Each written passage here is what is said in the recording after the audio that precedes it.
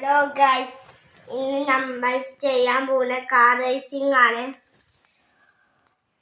ഒന്ന് നീല, ഒന്ന് വെള്ള, ഒന്ന് പച്ച. Police, ambulance, jeep. നമ്മൾ മൂന്നും കാർ റേസിംഗ് ചെയ്യാൻ പോവാണ്. നമ്മളിപ്പോൾ നിലത്ത് വെച്ചിട്ടുണ്ട്. എല്ലാവരും വെക്കാൻ പോലെ 3, 2, 1 start.